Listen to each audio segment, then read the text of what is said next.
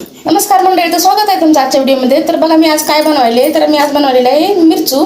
तर टमाट्याचं मिरचू बनवायले. तर बघा एक हिरवा टमाटा चिरले आणि थोडी कोथिंबीर, लसूण, शेंगदाणे, हिरव्या मिरच्या, हे सगळं कच्चच घेतले मी.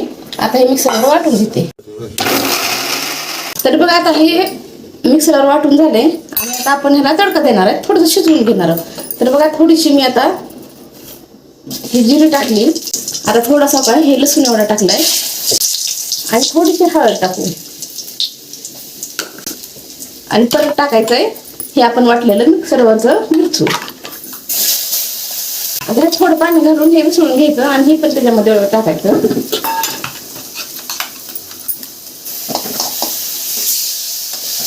तर बघा हे असं थोडंसं मिक्सरचं थोडं धुवून घेतलंय, मिक्सर ते पाणी टाकलंय आणि आता आपलं हे मिरचू शिजायले.